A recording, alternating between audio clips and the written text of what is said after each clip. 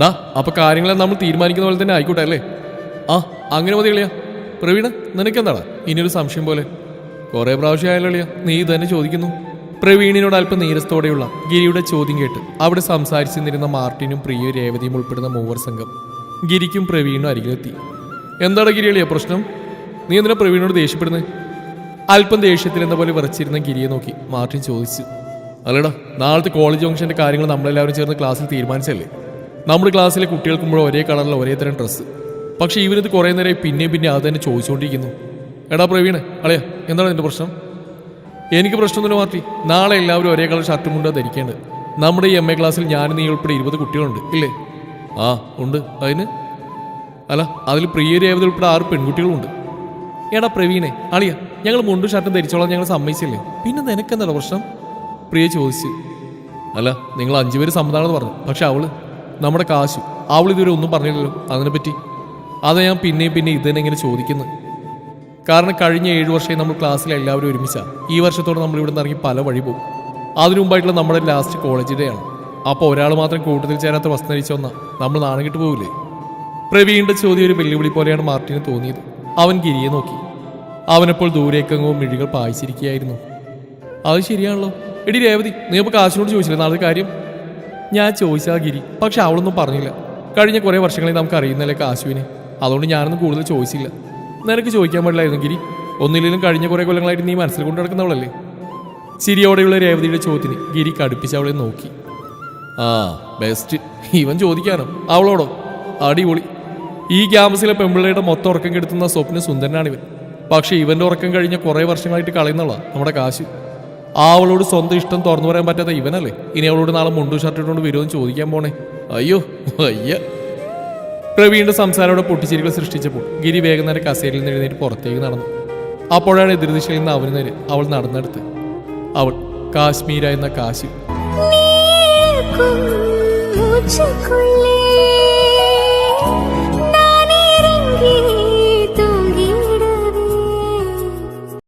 ഒരു ദേവതയെ പോലെ കഴിഞ്ഞ കുറെ വർഷങ്ങളായി ഗിരി മനസ്സിൽ കൊണ്ടു നടക്കുന്നവൾ. ഒരു ഇളനീള ചുരിദാർ ധരിച്ച് അലസമായി വിടർത്തിയിട്ട മുടി കാറ്റിൽ പറത്തി അവൾ അവനരികിലേക്ക് നടന്നെടുക്കും തോറും ഗിരിയുടെ ശരീരം വിയർപ്പിനാൽ കുതിരുന്നു. അവൾ നേരിടാൻ വയ്യാതെ ഗിരി വേഗം തിരികെ കൂട്ടുകാർക്കരിയിലേക്ക് നടന്നു. അവന് തന്നോട് തന്നെ പുച്ഛം തോന്നി. ഇഷ്ടപ്പെടുന്ന പെണ്ണിന്റെ മുഖത്ത് നോക്കി നിന്നെ എനിക്ക് ഇഷ്ടമാണെന്ന് പറയാൻ സാധിക്കാത്തൊരു ഭീരുവാണ് താനെന്ന് കൂട്ടുകാർ കളിയാക്കുന്നത് ശരിയല്ലേ? കഴിഞ്ഞ 7 വർഷമായി തന്റെ മനസ്സിൽ താൻ കൊണ്ടുനടക്കുന്ന സ്വപ്നം അതവളാണ്, കാശ്മീര. എല്ലാവരുടെയും പ്രിയപ്പെട്ട കാശ്. ഏത് കാര്യത്തിനും സ്വന്തമായി തീരുമാനമുള്ളവൾ. തൂവെള്ള പാവാടയും ധാവണിയും അണിഞ്ഞ് ഒരു മാലാഖയെപ്പോലെ അവൾ ആദ്യം ക്ലാസ്സിലേക്ക് വന്നപ്പോൾ തന്നെ തൻ്റെ മനസ്സ് തന്നോട് പറഞ്ഞിരുന്നു, ഇതാണ് ഇവളാണ് നിന്റെ പെണ്ണെന്ന്. കാശ്മീര എന്ന അത്ര പരിചിതമല്ലാത്ത പേരാണ് അത് അവളുടെ സൗന്ദര്യമാണ് തന്നെ കൂടുതൽ അവളിലേക്ക് ആകർഷിച്ചതെന്ന് താൻ പലവട്ടം ആലോചിച്ചിട്ടുണ്ട്.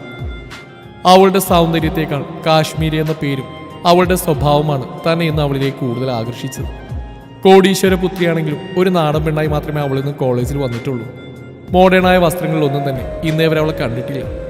അങ്ങനെയുള്ള അവള് മുണ്ടും ഷർട്ടും ധരിക്കൂ. എന്തുകൊണ്ട് താൻ നേരത്തെ ചിന്തിച്ചില്ല? ഗിരി ദേഷ്യത്തിൽ തലമുടി പിടിച്ച് വലിച്ചു. ഡാളിയ ഗിരി, നീ ഇങ്ങനെ ടെൻഷൻ അടിക്കാതെ ഇന്നത്തോടെ എല്ലാ കാര്യത്തിനും തീരുമാനമാക്കണം. 2 മാസം കൂടി കഴിഞ്ഞ ക്ലാസ് തീരും. അതുവരെ നീ ഭാരം പേര് നടക്കണ്ട. നമുക്കെല്ലാം ഇപ്പം തന്നെ ഒരു തീരുമാനമാക്കാം.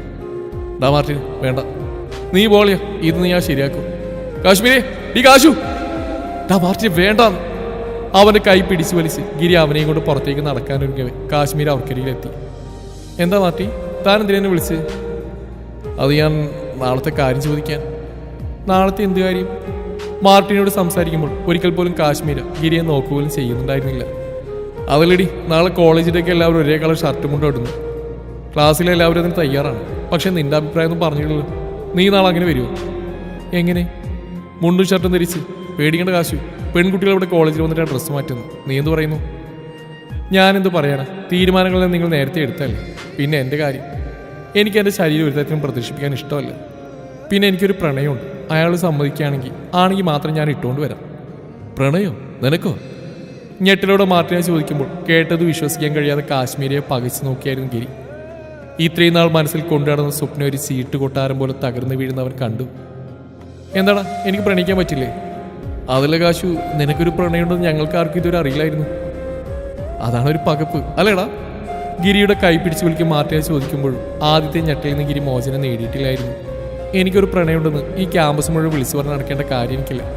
മാത്രമല്ല ഈ ക്യാമ്പസ് ജീവിതം ഇതിപ്പോൾ മാത്രം നമുക്ക് ലഭിക്കുന്ന ഒന്നാണ്. അതിങ്ങനെ സ്വതന്ത്രമായിട്ട് അനുഭവിക്കണം. അല്ലാതെ അതിന് പകരം പ്രണയിക്കുന്നവനൊപ്പം സദാ കുറുകിക്കൊണ്ടിരുന്ന ഈ ക്യാമ്പസ് ജീവിതം നഷ്ടപ്പെട്ടു പോകും. ഞങ്ങളുടെ സ്നേഹം പരിശുദ്ധമാണ്. അതുകൊണ്ട് തന്നെ അത് ആരോടും വിളിച്ചു പറഞ്ഞ് നടക്കേണ്ട കാര്യം എനിക്കില്ല. അല്ലടി കാശു, അപ്പൊ നീ നാളെ മുണ്ടും ഷർട്ടും? ഹോ, ഒന്ന് വീടെന്റെ മാർട്ടിനെ കുറെ നേരം ഇത് തന്നെ പറയുന്നു. ഞാൻ അവനോട് ചോദിക്കട്ടെ, ഇതിന് തീരുമാനിക്കാം. ശരിയടി എന്ന് പറഞ്ഞ് മാർട്ടിൻ ഗിരിയുമായി പിന്തിരിയാനൊരുങ്ങവേ പെട്ടെന്ന് കാശ്മീരി ഗിരിയുടെ കയ്യിൽ കയറി പിടിച്ച്. അപ്പൊ എങ്ങനെ പക്ഷേ നാളെ ഞാൻ ഈ പറഞ്ഞ വസ്ത്രം ധരിച്ചോട്ടെ? അവളുടെ കണ്ണിൽ 1000 പൂത്തിരികൾ കത്തുന്നുണ്ടായിരുന്നു ചോദിക്കുമ്പോൾ. എന്താ? ഗിരി ഞെട്ടിൽ നിന്ന് മുക്തനാവാതെ കാശുവിനെ പകച്ചു നോക്കിയപ്പോൾ മാർട്ടിൻ അവന്റെ കയ്യിൽ അമർത്തി നുള്ളി. ഞാൻ നാളെ മുണ്ടെടുത്തുകൊണ്ട് ക്യാമ്പസിലോട്ട് വന്നോട്ടെ എന്ന്. നാളെ പിറ്റേ നമ്മുടെ കല്യാണം കഴിഞ്ഞ് ഞാൻ നിന്റേതായി കഴിയുമ്പോൾ എന്നെ കുറ്റം പറഞ്ഞുകൊണ്ട് വന്നേക്കരുത്.